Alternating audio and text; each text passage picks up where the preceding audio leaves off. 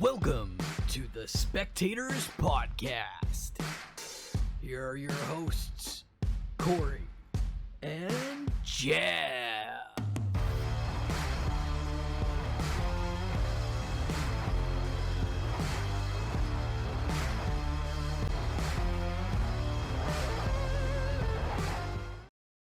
Hello again, spectators. Happy New Year 2023. Woo, woo, woo, woo, woo.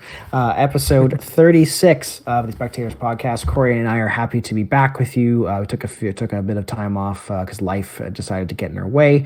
But yeah, no, it's 2023. Excited to talk about some wrestling. It's going to be interesting chat about wrestling because there's a lot going on. There's a lot going on. Yeah, how are you, Corey? How's it going? I'm good. I think we gotta dive right into wrestling because there is a ton that has happened since what we last spoke about. What was the last event that we would have even spoke about? Survivor Series? Yes. Yes. Wait, did we? I don't know if we did talk about I don't even know if we did talk about Survivor Series. We might have missed talking about it, but ever since that point, so we really may have just talked about the lead up to Survivor Series and afterwards. Yeah, no, absolutely. So there has been a ton that's happened. Well, I think what's going to be smart is we talked about was Full Gear. But I think what's going to be so we're in 2023. Like we really want to talk about sort of what we're sort of excited about when it comes to wrestling in 2023 because there is going to be a lot to talk about. But I think it's kind of important to talk about 2022, right? Yeah, absolutely. And because 2022 was also a monumental year. Especially for me, I started watching in April, just after WrestleMania, and that's the last 6 months of 2022 was an absolute hurricane of news and happenings in the world of professional wrestling. So for someone who's watched it the entire year, what were some of your moments and things from 2022 that sort of stuck out for you? Well, one was a breakthrough year in wrestling. Honestly, with the retirement of Vince McMahon, I think that left the entire industry at a shock. Something we did not expect rolling into 2022. We did not expect something like that to happen. So that was probably the biggest pop of the entire year that was surprised a lot of people. And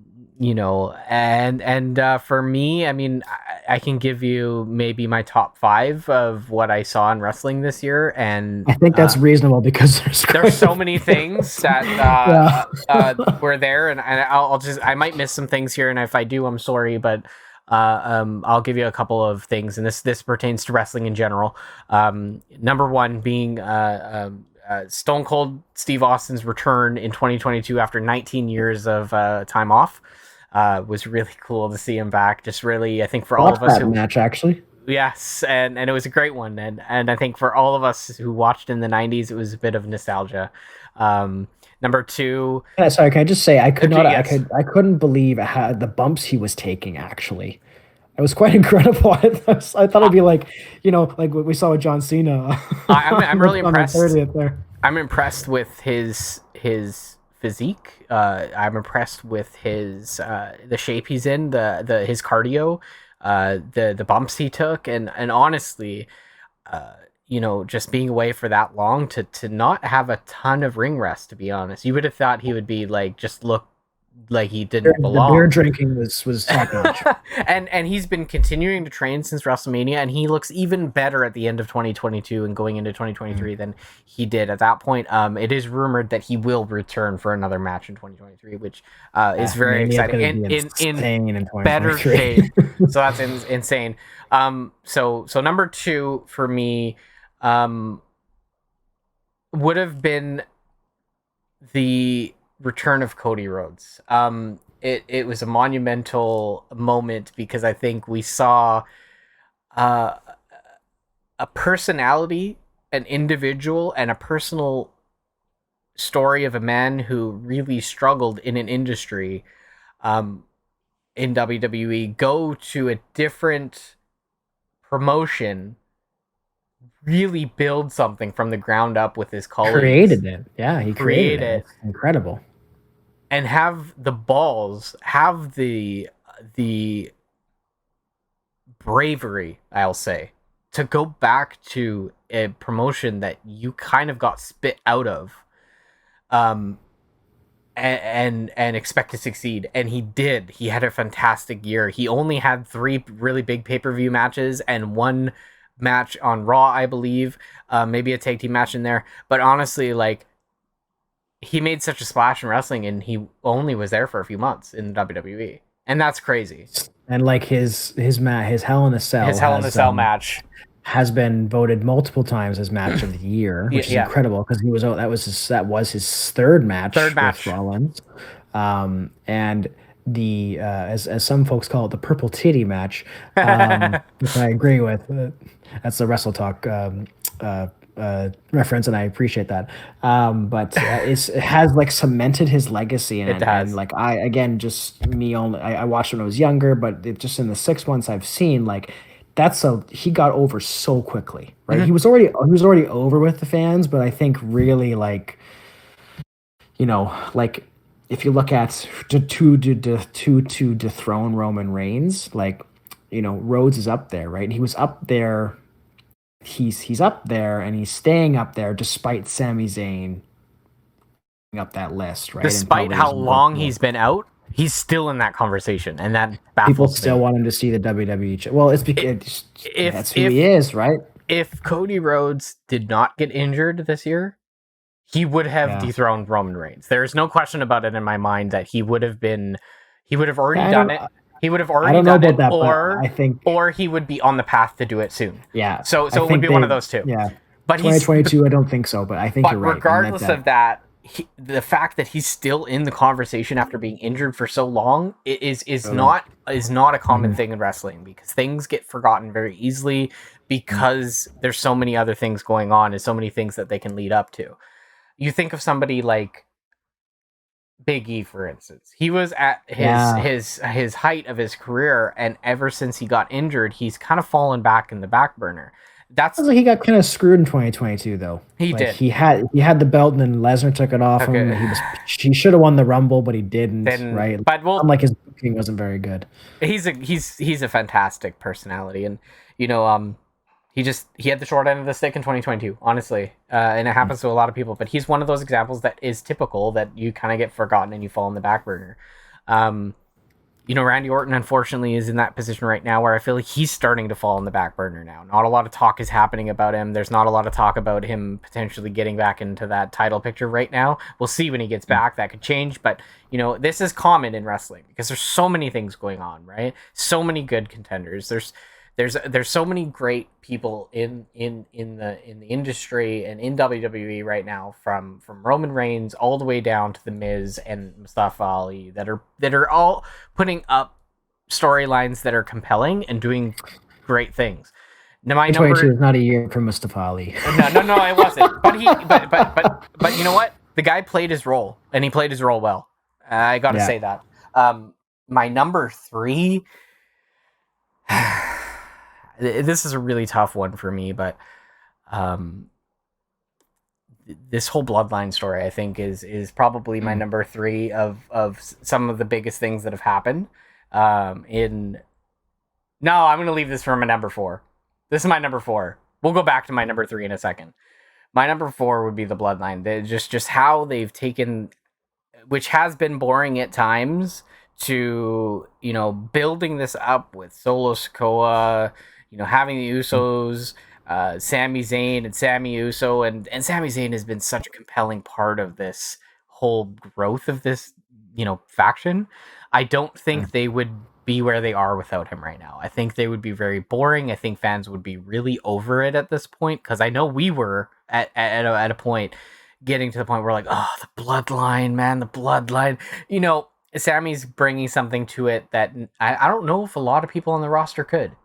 And it's going to lead into some things going into 2023 that I don't think we would have expected after WrestleMania this year. We wouldn't have expected these things. Now, that's probably my number 4. My number 3 has to be, unquestionably, MJF winning the title in AEW. MJF has been someone who I think has been the workhorse of that organization since day one. I think he has kind of been thrown to the gutter for a while. He kind of did a lot of crappy segments. He did a lot of, uh, you know, uh, just low level things. He did a lot of comedy things, acts like that. His best matches this year was the feud that he had with CM Punk earlier this year, and I think that's what built him up to get the chances he wanted. I think he stood up for himself. I think yes, the walk off, the pipe bomb was a bit of a work, but I do believe, seeing the landscape in Truth in wrestling, there. there's truths in there about Tony Khan. There's truths in there about his contract. There's truths in there about him potentially walking away from AEW. And I think he did something where he stood up for himself. And, it worked out in his favor. He comes across as probably one of the best heels in wrestling, one of the best heels they've ever had in wrestling. And everybody probably thinks the guy's a jerk, but in reality, he's probably the nicest person. Boy. I just think he plays this character so well. He reminds me, dare I say it, of a young Ric Flair. He reminds me of that tenacity, of that just, like, he's putting all his heart into it. This isn't a gimmick for him. This isn't a joke for him. This is his life. He puts everything into this. And if you listen to his conversations, you listen to his interviews, he studies this game. He studies everything about this industry from every promotion.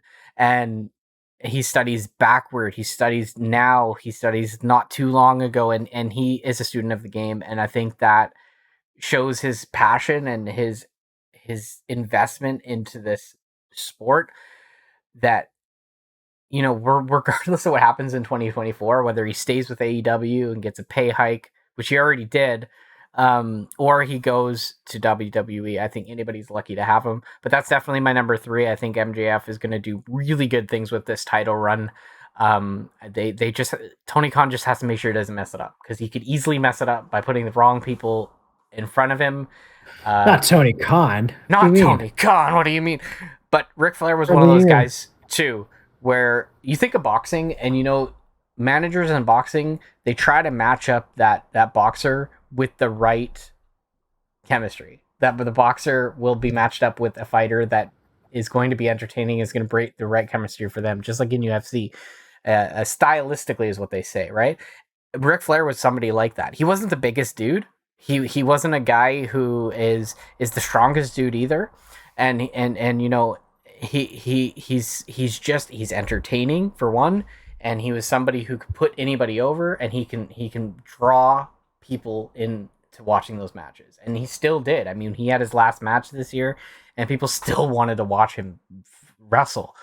MJF is at that level. He's at that point where I think he is a draw. He knows what he's doing. I think he's still young, which is so beneficial to the industry.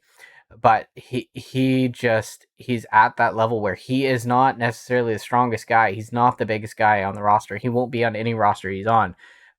But he's compelling. He can tell a story. He can show emotion, and he can take bumps in the ring. And he's what embodies wrestling as a wrestler. I think he fits up there with like that. The other side of Cody Rhodes, like you had mentioned, Cody Rhodes is like a natural face. MJF is a natural heel. Absolutely a natural heel. They flirted there a little bit with him being a face, but then obviously just it was the work to make it the way, and it was a good story. It was really good. Moving on from that, my number 5. Oh, this is really tough because there's just so many moments this year that have happened.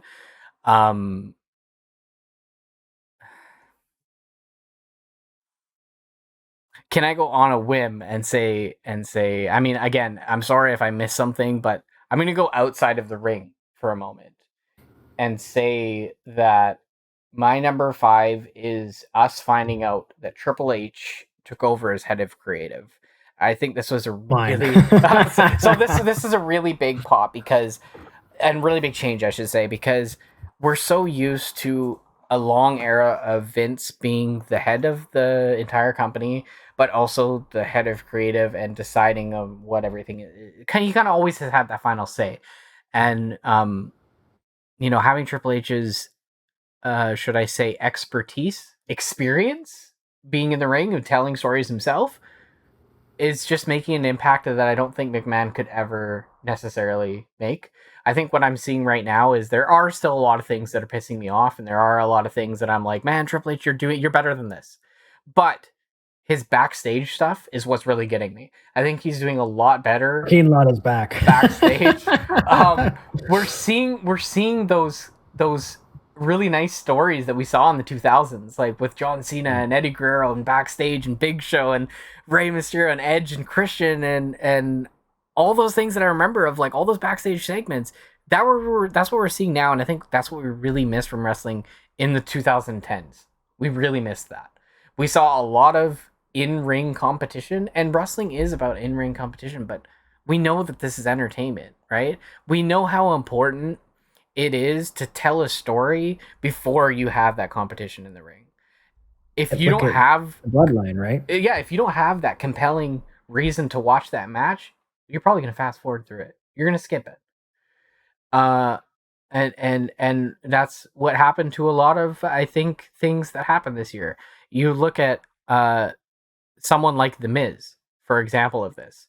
The Miz has never been the top guy in the ring. He's never the best in the ring. Is he bad? No. But what he does on the mic, what he does backstage, what he does to tell a story during the match, that's why he's had so much success for so many years. Being a guy who isn't John Cena. He's not Stone Cold Steve Austin. He's not The Rock. But he's still going to stay at the top of the line. He's still going to be in WrestleManias. He's still going to have pay-per-view events because he knows how to play the game. As Triple H says, it's time to play the game, you know? Sad. Yes. So what about you? I mean, you didn't watch the full year, but you watched the majority of the year, but this is your first year back in wrestling for quite some time. And, you know, your first exposure to AEW. I don't think when you watched WWE in the past, you ever watched any competitors, did you? No, I didn't. No. Okay. I don't think they existed when I was watching, to be honest. When you watched, there might have been like TNA maybe, but it wasn't really high. It wasn't really high up in the ratings. It wasn't on cable, that's for sure. No, or when I could watch it. I think for me, like you've hit on a lot of things. I think for me have. Like I've just honestly, like it's, as folks know from listening to our hockey side, I'm quite tortured hockey fan with the team. yeah. So I've actually really enjoyed getting back into wrestling. I think if I look at 2022 and you know, I think one of the things that I'm falling back in love with WWE, or well, in wrestling in general, because I love this. I love the idea of wrestling in that it's very subjective, right? Like, you know, you and I, like, we had a discussion in one of our things about Gunther and Braun Strowman. Yeah. And you know, you had one side, I had one side, but like, and no one can really tell us one is right. It's not. There's some no right and wrong. Yeah. Activity, like someone could be like objectively bad in the ring, right? But like, I love the fact that we can just be, you know, we could sit here and we could discuss for hours about things, right? And like it will happen, it won't happen, or it's, you know, you see it one way, I see it one way. So I've really enjoyed getting back into wrestling and understanding just the funness of the subjectivity of it, right? And how it's really it's watcher's choice. Like you like a wrestler here, you don't like a wrestler there, then but you like that wrestler here. Right? It's been really enjoyable. Like I'm enjoying to see it. And I think for me coming into with a fresh perspective, I'm not as surly as you. So it's been nice to talk to reference you and other people who've watched it for a long time and understanding where it is, because I really feel like wrestling, from what I can get from what I've consumed, is very different especially this year, than it has been in quite some time, right? Yeah. I mean, with AEW coming in a few years ago, it really changed the landscape, right? It did. But I think a big thing for me this year that I've noticed in the 6 months that I've been watching is just the sort of like the rise and fall of AEW, in the sense that when I watched back in April, like AEW was the cool brand, right? It was wrestlers were leaving to it, right, because it was the better place to work, right? And Tony Khan had this perception that he was the better boss, right? I still think he is a good boss. Don't get me Yeah, wrong. yeah, I agree. Like I don't think he's Vince level, right? When it I don't comes to think he's a total cruelty. ass clown. Like, I think that there are good things about him. There Maybe are, in some aspects. in some but- aspects, yeah. But there are, I think there are good qualities about working at AEW. I do think there are good qualities too, working for him versus potentially working for Triple H. I do think that there are differences. But I think for me, like when I started, it was like AEW was the brand the to go place. work for because it was the workplace for the workers, right? And I mean, we did see a bit of that, right? Because then we had Brawl Out, right? And you did see Tony Khan we started to see the cracks, right? In the sense that he's not the most that's the word I'm looking like decisive leader, and he is trying to be buddy with some of these wrestlers, right? And now that I have an understanding of how AEW was started, it makes a ton of sense now why he made those choices. Like, because Omega and the Young Bucks basically created AEW, right? He's had a relationship with them for over 3 years, whereas Punk he brought in 2021.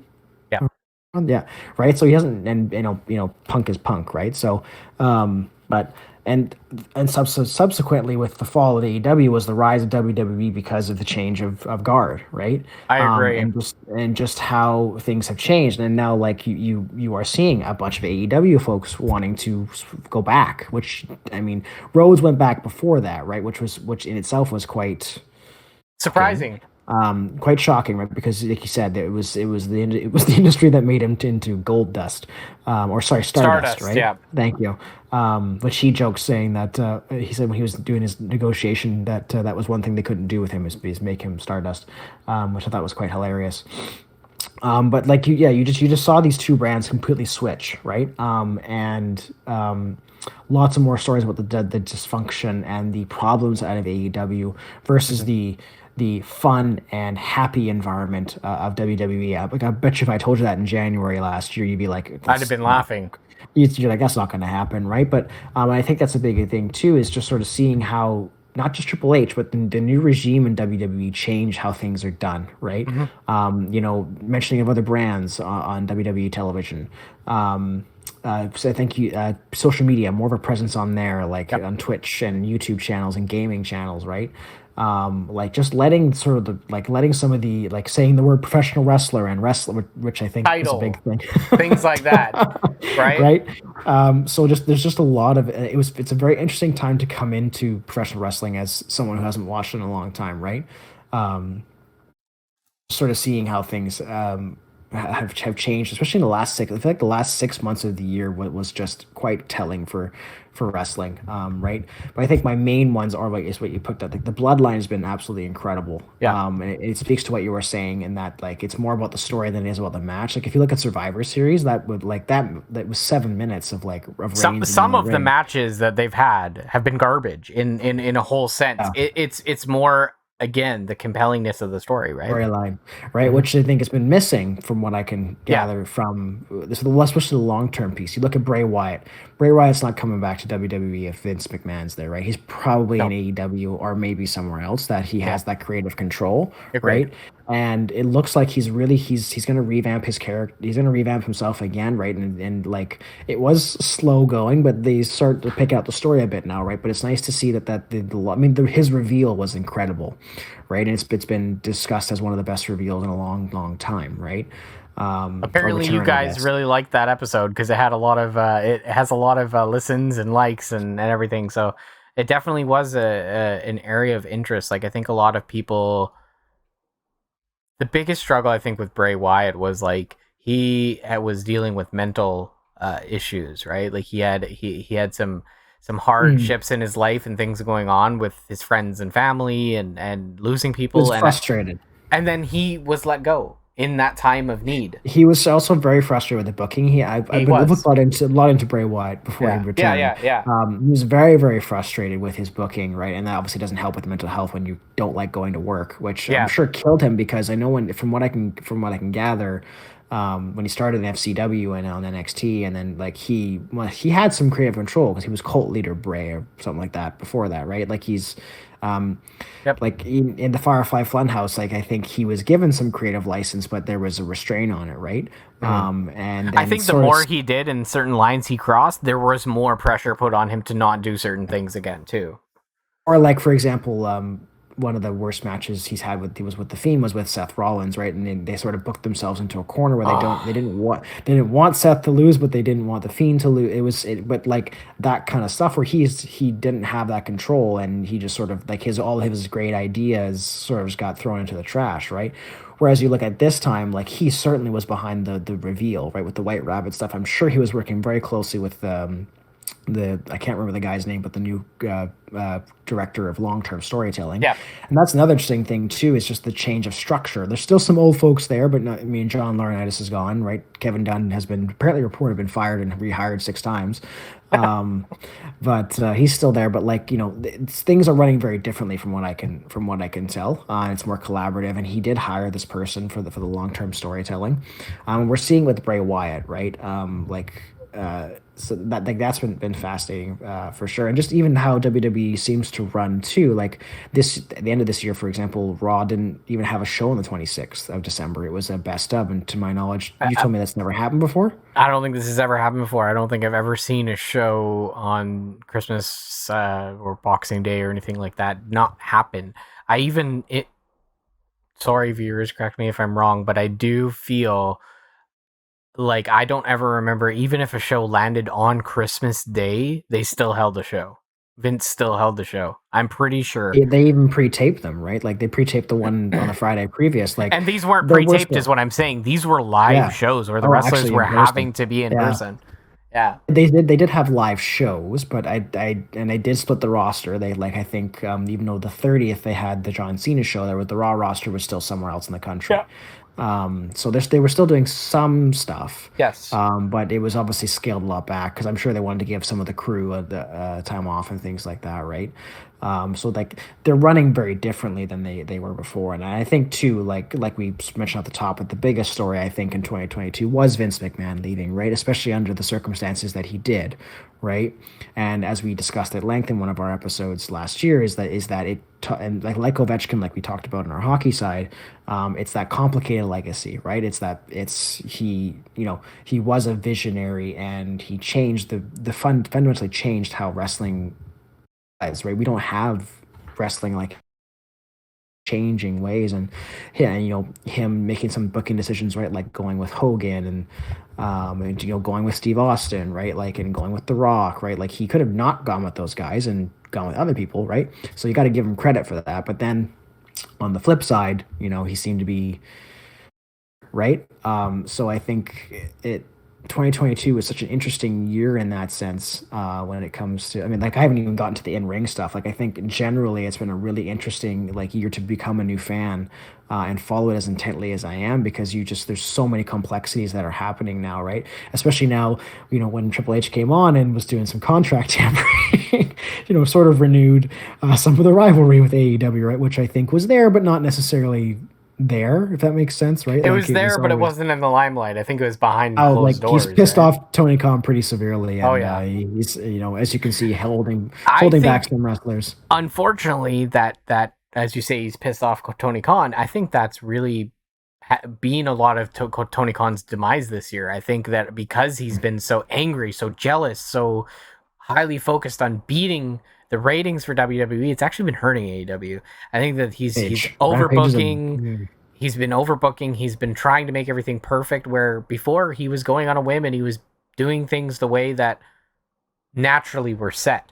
And the storylines felt very natural the first half of the year and last year, whereas now they feel like he's just trying to compete with WWE so much and trying to really, and I understand, I get it. It's a competition. And now with Triple H there, WWE is cool again. You're not the cool cat on the block, so you're a little anxious. You're doing things, but I hope he figures things out in 2023. Maybe he gets some more talent in the backstage that can help.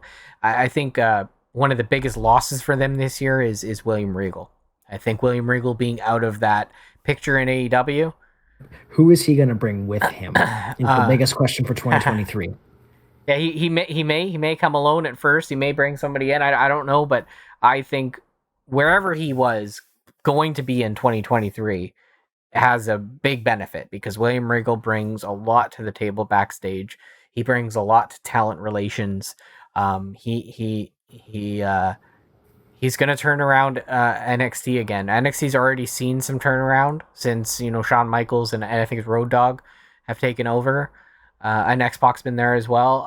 Just can't have a fan time page apparently. But you can you can be Matt Riddle and have do whatever you want and stay in the company. But God forbid you make some money on an adult content page and you can't work for WWE. that was an interesting choice. I don't know where they go from there. I'm even hearing that there's potential that she might even come back to WWE. So I mean, we'll kind of touch on that maybe in our next episode and maybe along once we hear some more as the new year goes through. But well, just going back to William Regal, I'm not 100% sure he goes back to NXT right away or he has some component on WWE. I don't know if Well, he's a vice president. That's going to be his role. He can't be on TV till 2024. He can't be on TV till 2024. Yeah. He wants him on TV because I know from what I've heard, the draft is going to be after Mania. He wants GMs because I know H was like the heyday, right? Was they had the 2 GMs on each show. Well, right? I mean, you just think about I don't know if you remember this, but going back to Eric Bischoff and Stephanie McMahon as the general managers, or Teddy Long as the general managers, things like that. Those storylines were really good. The first time they ever kind of touched into going into that was the whole era where Ric Flair had come back after a long hiatus, and Ric Flair had apparently bought half of the company from Vince McMahon. This was the storyline. It was great. Yeah. It was this was primetime TV, man. This was great storytelling. He was part owner and Ric Flair owned Raw, Vince owned SmackDown, and Rick was, poaching talent from SmackDown and bringing it over to Raw. And you really felt that internal conflict between the two brands. And that's what really started the whole drafting and the general managers, the Survivor Series clash. That's where I felt there was a lot of lack on Survivor Series this year versus previous years. War Games was great, don't get me wrong, but let's take what you did. Fantastic. Let's take what you did this year in War Games, and let's have a SmackDown versus Raw War Games match next year. And you've just hit the money right there. I think that they got to go back to that. That's probably why he did it, right? He was introducing WD fans to that concept. Same thing with Fight Pit, because I've heard a thing that maybe you do Shayna and Ronda in the Fight Pit. That'd be kind of cool. In a minute, because that's actually another interesting one too. But I didn't watch the first 6 months of it, but another thing interesting in 2022 is the downfall of Ronda Rousey. To my knowledge, she's one of the more over. Was right, but as we saw just recently, it was so not over that she lost her belt on SmackDown to Charlotte Flair on the last day of the year. Last day of the year, right? And it was such a reaction to the fan outpour of just how poor she's been in the ring and just honestly how poor she's on the mic. I mean, even before Flair took the belt off her, she said, "Oh, I'm gonna meet you at SummerSlam," and it's December. Here's a rewind for you. You remember when we were talking? Oh, when was it? I guess it was Money in the Bank. Liv Morgan took the title off of Ronda Rousey. Yeah, and I remember us having a conversation, and this was widespread. This wasn't just us. This was a lot of the wrestling community talking about, praising Ronda Rousey for standing up to pushing Vince talent and pushing talent and wanting Liv to get the chance that she deserved. This was a lot to do with Ronda Rousey. So, going from that point in July, 6 months ago, to what just happened on December 30th, there's been a really huge pendulum swing in her character and what she's done.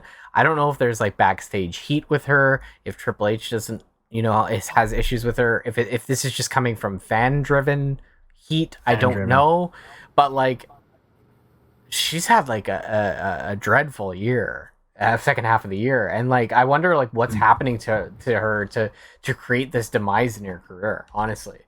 interesting too, because if you look at it too, maybe another key thing is that H is listening to the fans, right? True. Sami Zayn was not supposed to be in the bloodline this long, but he's Sami Uso now. Like the last promo they did before their tag match was that he was getting more pop than Roman, and that causes tension in the bloodline. They actually mentioned that on Friday. But they kept it because the fans want it, right? And I think the only reason Ronda Rousey loses that belt on the 30th is because fans were calling for her to not be the champion anymore, and it was pretty significant. Like Fire Ronda Rousey was trending for almost a month. Yep. Right, and it was bothering her too. And I think H was just like, and honestly, I think the other thing I read too is there's a lot of Mania leaks coming out, and he wanted to sort of shake things up. So, give Flair the belt, because now actually leading into 2023, it really calls into question who's going to win the Women's Royal Rumble. Because you just don't know now. Because you want to have a really good rivalry there too, right? Like you can't just have anybody win this Rumble, because now you've got Bianca on Raw, who doesn't seem to be losing the title before Rumble, obviously, and then you have Flair on SmackDown, who is now a very compelling 14-time champion now. So everybody wants to beat Flair. The thing with Flair is, she has never had a very long tenured reign, and this with Banks too, right? Like Banks didn't hold it very long, right? Banks was the least to ever hold it. Like she's had 7 or 8 title reigns, and they've all been like very short. Becky's had the longest, I think. I think she had the longest at like 400 and something days, something like that. And she's also the only one to hold both titles. Now, that's where your point comes into play. Now, you want to have something compelling, which I think they're building up on Raw. Alexa and Bianca seems to be somewhere they're going in that direction. Whereas SmackDown, like, I think whoever wins the Royal Rumble will go after the SmackDown title. It just makes sense. They're not going to go after the Raw title. But you have to have somebody who's going to have a good feud against Charlotte. Like, that could be Asuka, that could be Becky with their history, that could be there's so few, I'd say, talent right now in a Rumble of 30 individuals that could really have a compelling match against Charlotte. My guess is going back to what we talked about before. I think Becky wins it. And the reason why I think Becky wins it is because I think they've needed this for a long time to build up that SmackDown roster. I think they've also needed to kind of have mentorship on that roster too on SmackDown. And I think we thought that Mandy Rose was going to be called up to SmackDown soon, and that probably was the case. I think that probably was the case, and she probably would have won the Royal Rumble, probably, if that were the case. But with Becky going in, that's a match we've seen before with Charlotte, but they always put up a 5 out of 5 match, and they haven't done it in a while. I could see it happening again, and Becky doesn't really need to win this, but just going in and then having her challenge Charlotte gives the chance for Becky to move without having to be drafted there, and she can be part of SmackDown now. So I think that could be a way to go. Ripley is not quite there yet, and the reason why I say that, I think she's doing fantastic work. But she's so invested in JD right now. She's so invested in Judgment Day. I think in 2023, Rhea's going to hold one of the belts. I do agree, but I also think I see her more on Raw. I see her staying with Raw, and I see her going after Bianca versus going after Charlotte. I don't know why. I hope it's Bianca. I think that's going to be like we were supposed to get that in Money in the Bank, and I'm kind of happy we didn't. Now maybe that injury was a saving grace for us, because like now it sounds like a Mania match, right? Because fans are pulling again. H is listening, right? Fans are really pulling for Rhea to go, and I think maybe she feuds with Becky, and they go back and forth for a few months, and then she beats Becky, I don't know, at Elimination Chamber or something like that. Yeah. Maybe gets the title there. I don't know. And then, because I think Rhea needs to be in one of those matches, either Raw or SmackDown title matches at Mania. I 100% agree. And if you want to keep this group together, you want to keep this like Judgment Day together, you could have Rhea win a title and be that de facto leader like they've been talking about. Dom's going to win the Raw Championship. So I was gonna say, throw. Here's something. Throw the kid a bone. Throw the kid a bone, and have him win the title off whoever the U.S. title. Have him be that Eddie Guerrero, but he doesn't win it on his own. Rhea's gonna help him, just like China helped Eddie Guerrero back in the '90s win that European title, and that is a compelling story to me because it's like, oh, Dom's not really ready. He didn't really do it on his own, and then you have Dom face off against Rey Mysterio at WrestleMania. You gotta have it happen. That's gotta be a thing. But Dom needs to hit the gym. I mean, as with wrestling, we can sort of stay in the minutia, but I think what I really want to talk about for 2023 is like more over the top. Like, what are you most excited about, or what are you curious about? I know one thing for me that's been brought up a little bit is TV deals. 2024 is when TV deals end for both brands. WWE and AEW. Is it for both Raw and SmackDown too, or is it just Raw? Be SmackDown. It's Fox. I feel like I thought it was USA, but it might be both. From what I've been hearing, it sounds like WWE as a whole, but it sounds like USA and Raw are not going anywhere. It's more the SmackDown question is that, and of course AEW is a really interesting one too. Is they're with, I don't know if you know about this a lot, but if you've been hearing about the struggles with Warner Brothers. Yeah. Right. So AEW, their contract's up in 2024 too, right? And that to me is a bit of it's more of a fascinating wondering for 2023 is like, I also heard that Comcast wants to buy Discovery Warner Brothers now, who NBC is owned by NBC. NBC has Peacock. Could in 2024 Peacock have both AEW and WWE under one? Right. And does AEW? I don't think they're ready for this yet, but like WWE has this really nice structure with like WWE Network and subscription bases, right? Like we don't see this with AEW. They're still in a very much pay-per-view standpoint. Like you have to pay for each pay-per-view, and they're quite pricey. Like you're paying $60 a pay-per-view or more. And I wonder with like that involvement with Peacock, etc. Like, do we see the AEW network per se on Peacock? Like, do we see something like that where now they have 4 years under their belt, right? Do we see more content being added in a subscription basis? And I also know that AEW and Tony Khan has really been pushing getting Rampage to 2 hours, because I know they want to have some sort of competition against WWE because they have 5 hours and AEW only has 3 hours a week. And I think it's kind of needed. Like they kind of need to have, because honestly, you look at SmackDown, and you're like, oh yeah, SmackDown, and then AEW comes on after SmackDown. It's only an hour, and it's like, nah, I don't really watch it. It's difficult because if you look at Rampage's numbers, it's awful. It's awful. Like it's in the 400s, and it keeps going down. It's awful though. Like the product is not good. Like they're not putting out good product. And the thing that makes me the most mad is like you have such a talented person like Jade Cargill, who is undefeated. She's the TBS champion. She's been for a long time. She's had some great matches. And she's on Rampage. They don't put her on Dynamite. Like, never. So it very much feels back like the 90s when you looked at SmackDown as like a second-tier show. Rampage feels like a second-tier show. And I've tried to watch it sometimes, but it's not as compelling as Dynamite. So I don't end up tuning into it. The biggest wondering, too, switching topics, is... will they? Because I believe Raw is up too. Because the biggest topic folks are discussing right now is will they bring Raw down to 2 hours? Right, that's another thing too. Yeah, that's right. It seems like it because if you look at both shows, and since H has taken over, SmackDown is the better product. It is, right? Which is really fascinating because when I started, SmackDown was not the better product. It was let's throw everything against the wall and see what sticks. Because Vince never, in the entirety of SmackDown, looked at SmackDown as a compelling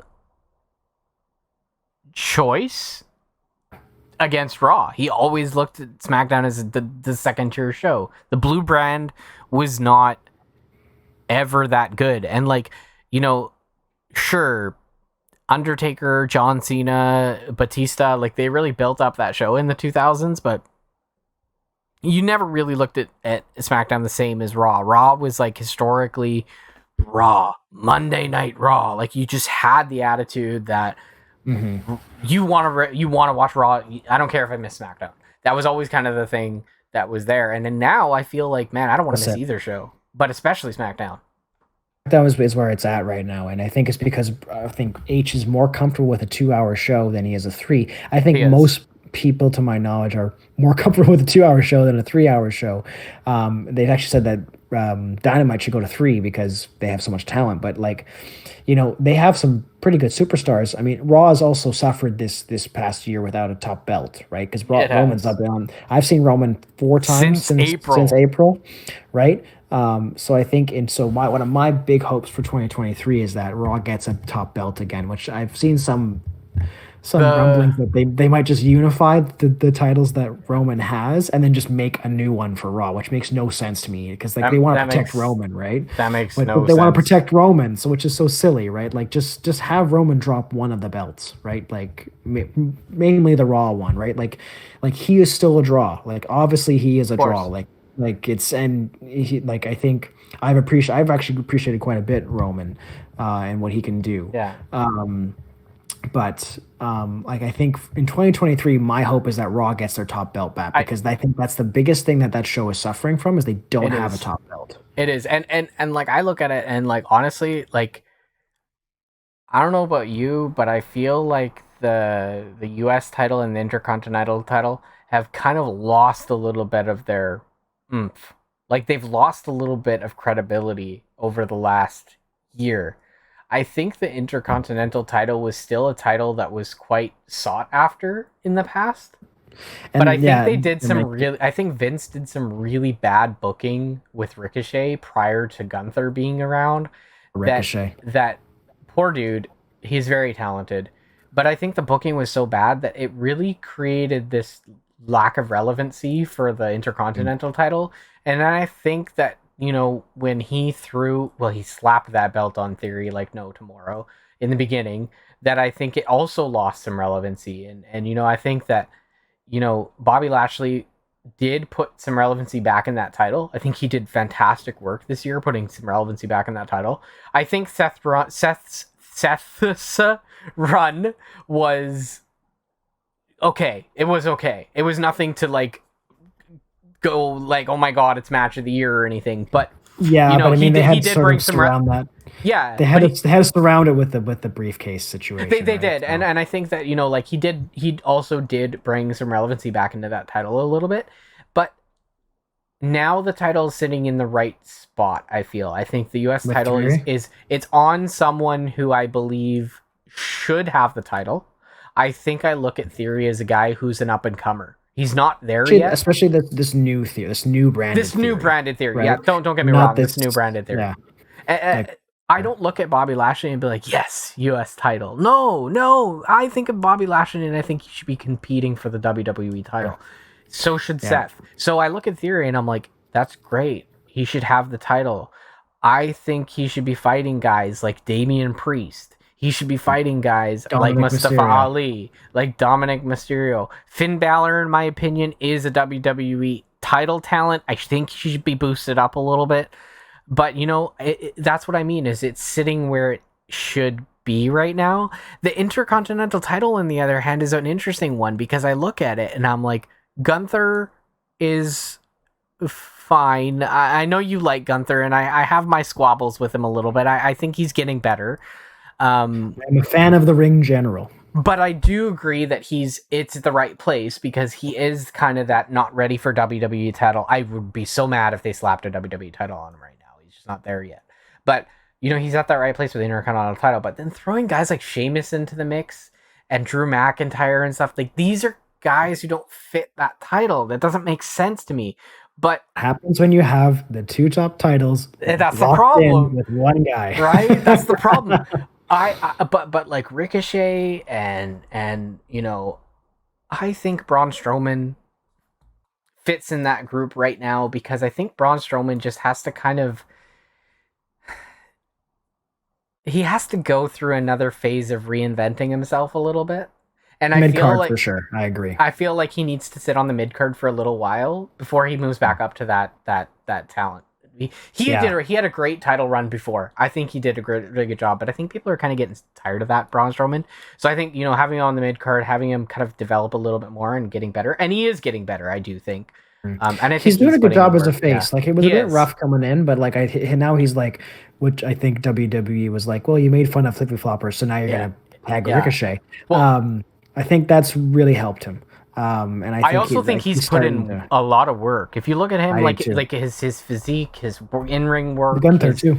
his yeah, both of them, their cardio, like they both put in a lot of work to improve, and I think that they're both deserving of sitting at that. So I wouldn't mind seeing the title go on Braun. I don't mind, and I think it's a good phase for him to move back into that top tier again. But he's not ready yet, and I think that just the problem that they have right now is they have a lot of second tier talent. They have a lot of guys who can go for those belts, but they don't have a lot of guys who can go after Roman. They don't have a lot of guys who can go after Cody. They don't have a lot of guys who can go after Seth, and they don't have a lot of guys who can go after Lashley. The guys who go after Roman, it's just Roman's so protected, you don't want to put them up against him because they're going to lose, right? That's why you have Logan Paul versus Roman at Saudi Arabia. Yeah, but then what do you say? Like, let's say we mix it up a little bit and we say, okay, let's take Roman out of the picture for a little bit, okay? Then we got our guys right now that you that are in your top tier. You got Drew McIntyre, you got Sheamus, you've got Bobby Lashley, you've got Seth Rollins, you've got Cody Rhodes returning.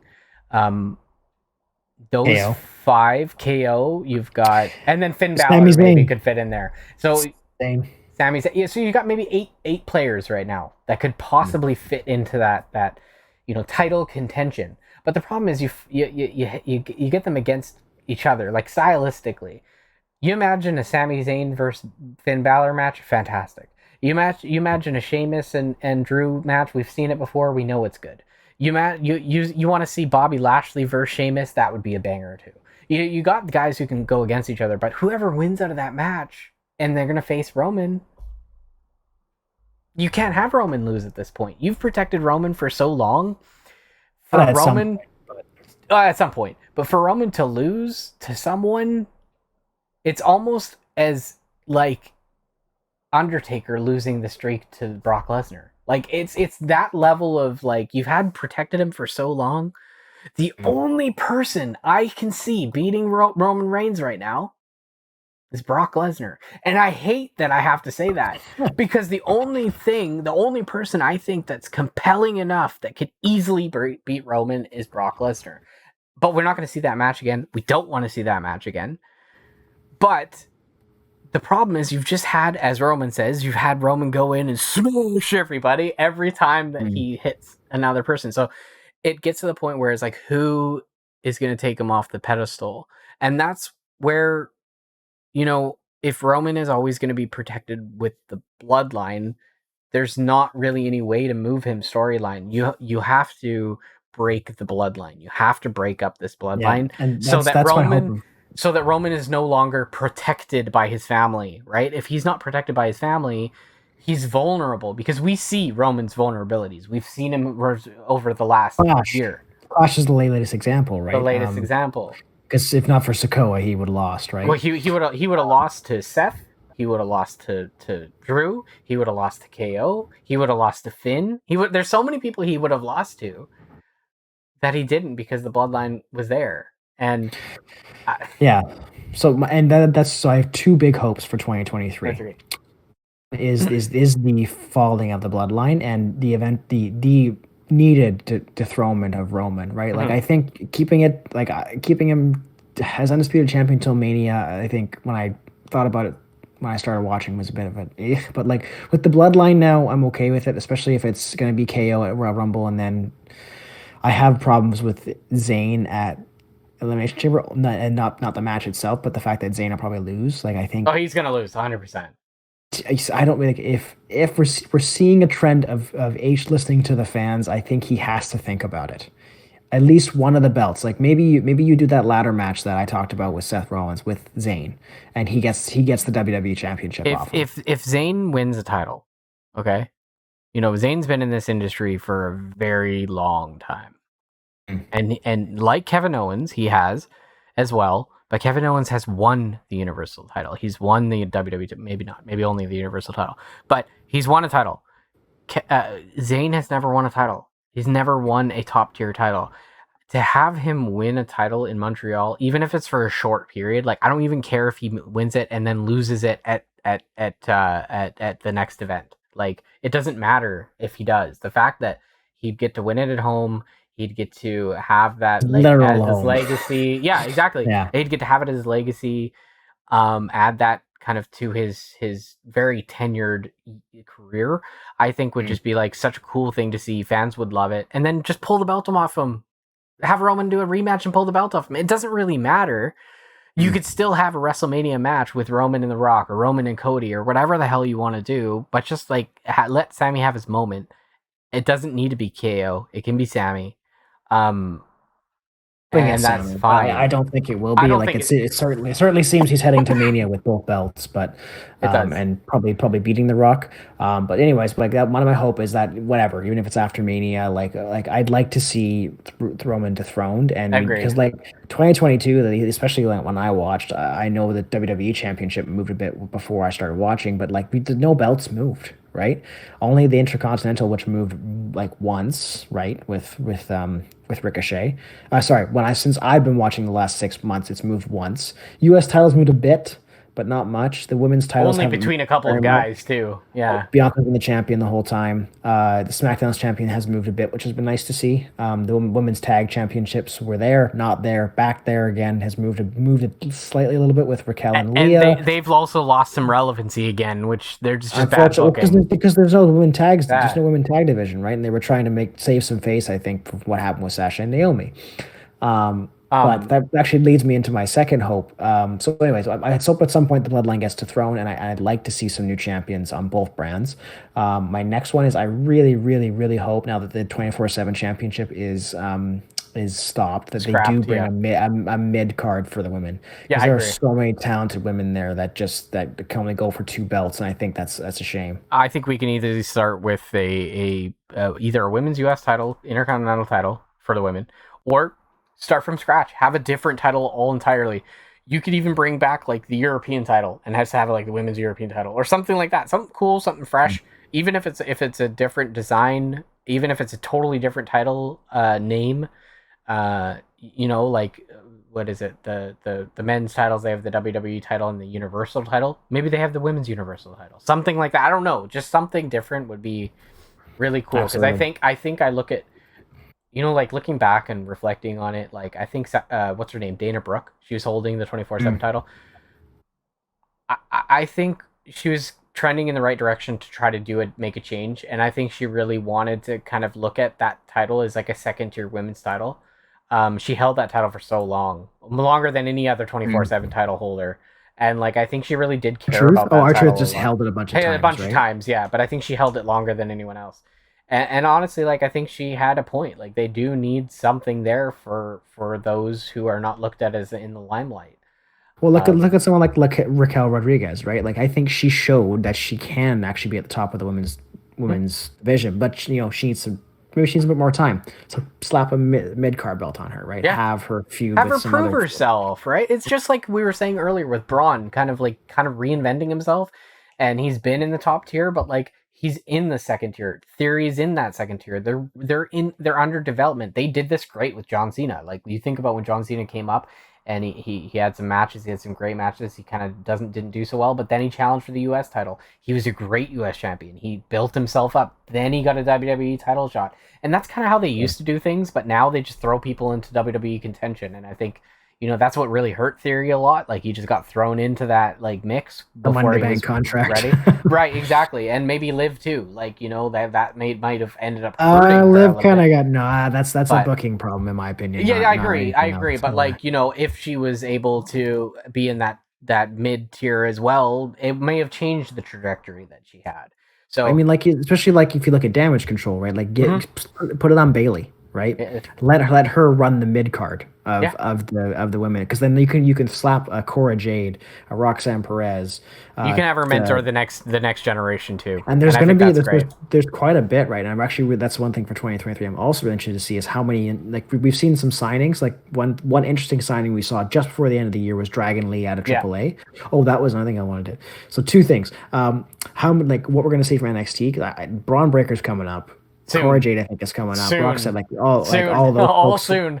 All those folks coming, but what I'm really interested in as well is what we're seeing from which we haven't seen in a while from WWE is collaboration with outside markets. So Yeah. NJPW, for example, Shinsuke Nakamura just had a match today against Great Muta.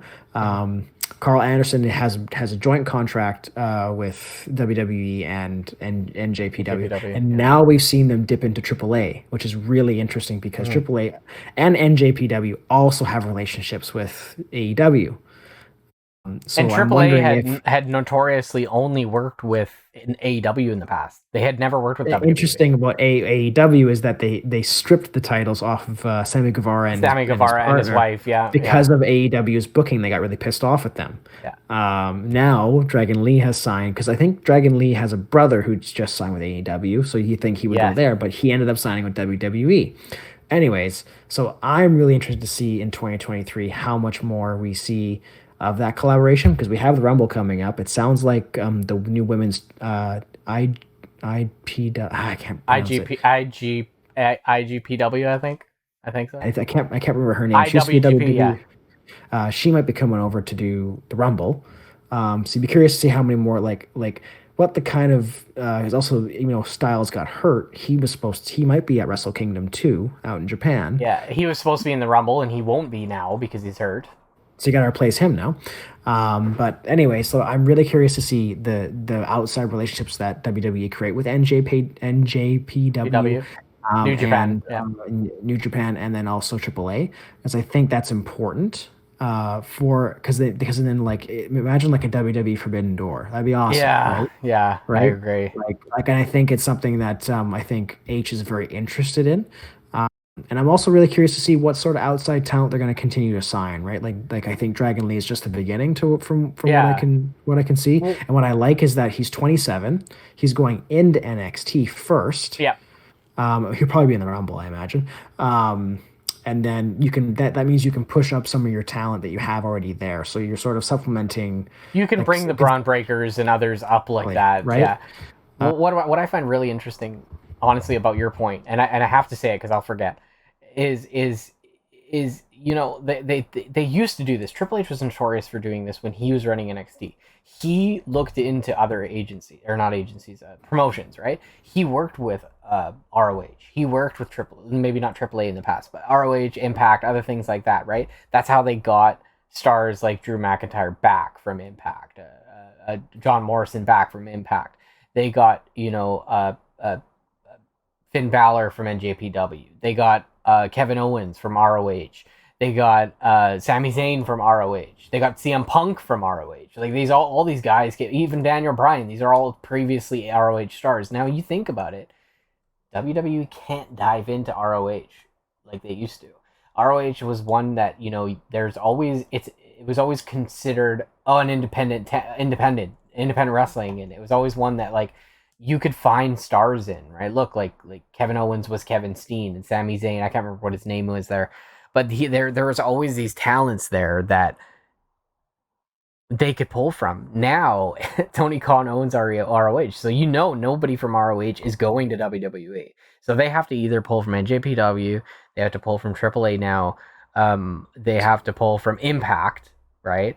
And there is TNA? talent from TNA is Impact now. That's what it's called. It's just called Impact Wrestling. Yeah, and I know there's been talks for a while about Mickie James potentially making a WWE comeback. I know she's been in Impact for a while, and for the first time we saw Vince ever do last year or the year before. I think it was last year. It might have even been this year. But the Rumble, Mickie James was in the Rumble, and she was signed by Impact, and she signed a 1-day contract to be part of the Rumble to be in WWE, and that's the first time we've ever seen that happen. Likelihood is we see that again for the men's or women's. It seems we may like it's see more some open. other talent.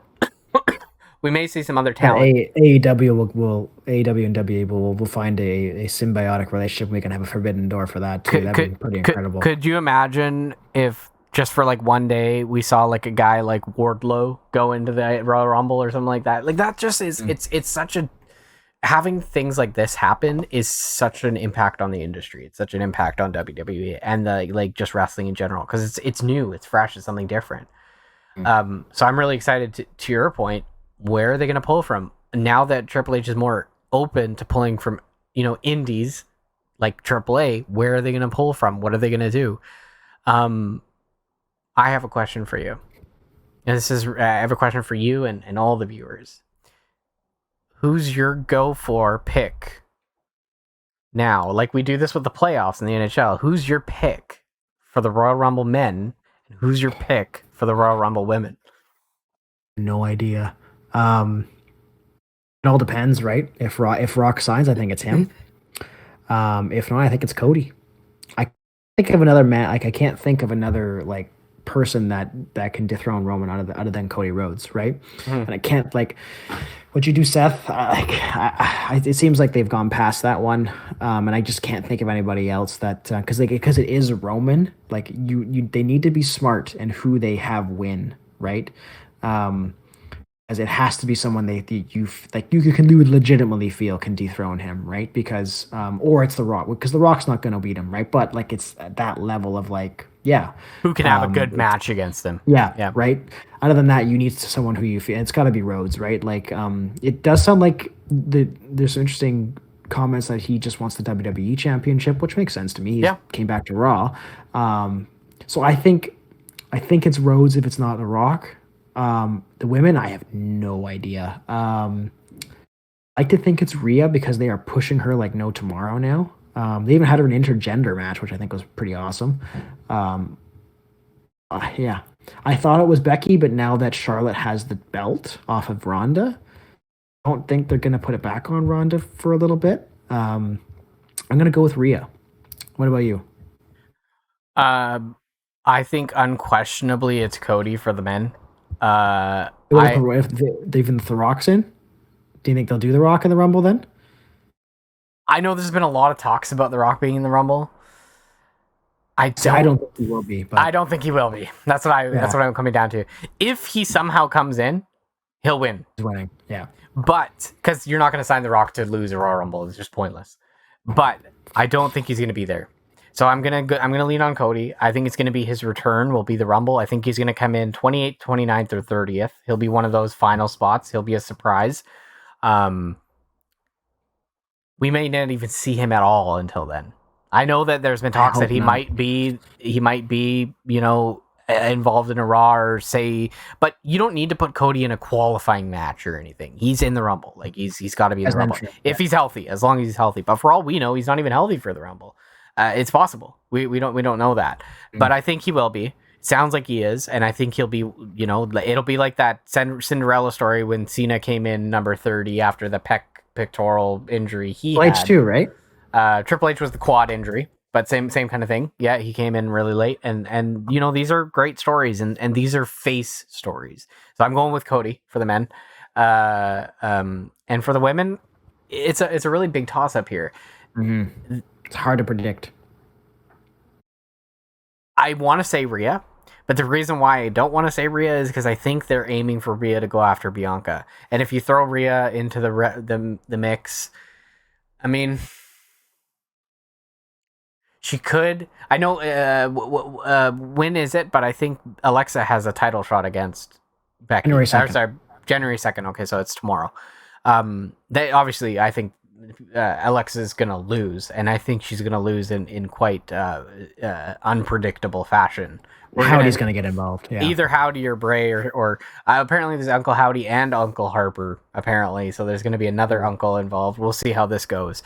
But she's gonna lose because of involvement, and but I think she'll almost have her beat. So I think that we'll see some. I think we'll see some vulnerability in Bianca tomorrow than we have for a little while. But I mean, there's no one else really compelling other than Rhea right now. I mean, then Becky, but then who do you have Becky go up against is the question. It's not going to be Belair. You've done that already. That's what I mean. So for me, if Becky wins, she goes after Charlotte. I'm between Rhea and Becky, and the reason why I say Becky is to my earlier point, just to get her on SmackDown, and it's a way to get her on SmackDown without having to do a draft. You can have her on SmackDown before WrestleMania because you pick which one, right, as the winner. It doesn't matter where you go. You can choose whatever you want. The bank, it's the same thing. Which sucks for the men because all they can choose is Roman. They can't. But I wonder if they get creative and they say like, no, I just want the WWE. That's what I was gonna say. You can't have Roman main event both nights. That's too much work. So that's what I was gonna say. Okay, remember how we talked about this months ago? The stipulation of the Money in the Bank is you have a title shot against whatever title you want. And we said, oh, maybe Theory could go after one title because that's what the contract stipulates is one title shot against not both titles. So maybe they could do something like that with the Rumble. Like you get a contract basically at the Rumble. Like you're going to WrestleMania to face whoever you want. So maybe say Cody wins, he gets the choice of which title that he wants to do, and that's a way that they can pull the title from WrestleMania off of Roman, so Cody has the WWE title on Raw, and that's it. That could be a way that they go. But so Cody, I'm saying, and then I'm really hard between Rhea and Becky, but I think Rhea is already going to get a title shot against Bianca because I think she's owed one. That's why I think it's Becky. I thought it might have been Charlotte too, but they just gave her the belt, so there's no. I would have figured Charlotte. But it almost would have been too predictable. Do you know what I mean? So like having her come back on that December 30th show and then like dethroning Ronda like out of nowhere. Some ways, some people probably thought it was dumb, but I think like it was unexpected. So it almost made for an interesting story that way. So I do have a question for you. Yes. And then we'll close out with this question. For someone who, as we discussed, the landscape has changed in WWE for the first time in 40 years, and since you've been watching, right, for 25 plus years, how excited are you for 2023 when it comes to the WWE product and the AEW product? I'm very excited, and I'm trying to figure out. I took a sigh there because I'm trying to figure out what I'm more excited for. I think AEW has a lot of potential to go in the right direction with a lot of things. This champ, yeah. I think they can go on a really good, and I think they have to. And you have to consider the fact that this is a year of them potentially re-signing with a company to have their rights and have their TV deals. So it could be them or getting a new deal with another company. So they need to shine. They need to do something good. AEW is going to make a big signing in 2023. I don't know who it's going to be, but my gut tells me they're going to make a massive signing in 2023. Sense. Or Punk comes back. There is conversation that may happen. I kind of feel bad for Punk at times, honestly. I'm kind of in the middle of feeling bad for him and feeling like, what a jerk. But regardless, I'm not fond of the Elite right now, and I don't want to see them inevitably win these trios titles, which they're going to win on Wednesday, which I know it's going to happen. But with WWE, I mean, they have a lot of potential too. It's hard to say because like Triple H has the world in his hands right now and can really make or break this year. This is going to be a big year for them, that they could really go, and he could really make a difference because he's starting from scratch from the Rumble onward of it's fully his show. There's a few storylines left over, like the Bloodline and things like that. But the Bloodline has to be canned. It has to be. If the Bloodline goes any further than May this year, I think AEW is going to come out on top. I don't think WWE can withstand going another 6 months with the Bloodline. I just can't see it. I can't especially if you boot Zayn out, because he's going to be booted out. Right? He's going to be. So I don't see that. I don't see that people will have people's patience will run pretty thin if the Bloodline continues well past WrestleMania. No, and so for someone who's new to it, I'm very excited for 2023. Like, it does seem like H has put on a better product. Every pay-per-view he puts on seems to be very good. Extreme Rules, to my knowledge, hasn't been the best pay-per-view, but still pretty good. It was still pretty good. under Triple H, right? Some really good matches. And I'm really excited to see what he's completely shuffling the deck when it comes to the pay-per-views, right? Got Elimination Chamber was supposed to be in Saudi Arabia. They moved it to Montreal. I think that was fantastic. It sounds like King and Queen of the Ring coming back, right? So I'm very excited to see what like we'll only really know the first 3 pay-per-views, and they might even throw one in between Elimination Chamber and Mania, right? There's nothing really known. There's nothing in March as of right now, right? So there will be there will probably be a pay-per-view at that point, because there historically has been a pre-WrestleMania show in March. It would make sense to build some of the feuds, right? So, right? Like I imagine you need to put some sort of Mysterio. I don't know about your feeling, but I'm certainly feeling this right now. They're cutting it close to building some of these feuds up for Rumble. Like they're coming really close to having a really good Rumble match, and like having a few title matches in there. There's not really much there right now that I feel is like. Yeah, but I think this December was a bit of like we kind of got to kill some time because we have 2 months till the pay-per-view. So the next 3 shows, like the next 3 Raws and the next 3 SmackDowns, will be really big. Very good. I think it'll be and you have Raw 30 in the middle there too. Oh, that's right. You do. So it's gonna. We may see a comeback on Raw 30. Maybe we may see someone return. Do you think Edge is coming back at some point too? Oh yeah, I forgot about it. Exactly right. So yeah, he might be in the Rumble.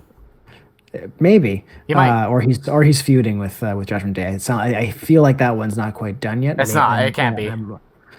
So we'll see for there, but I think we'll stop there because we've gone in depth. But let us know what you are excited for about when it comes to 2023 in the world of professional wrestling, and what sort of things were memorable for 2022 for you. And always please subscribe to us on YouTube and on the audio side, Spotify and Apple Podcasts. But as I always say, my beautifully bearded friend, thanks so much for chatting with me. Thanks, Jeff. Thanks, everyone. And we're excited to catch you on the next one.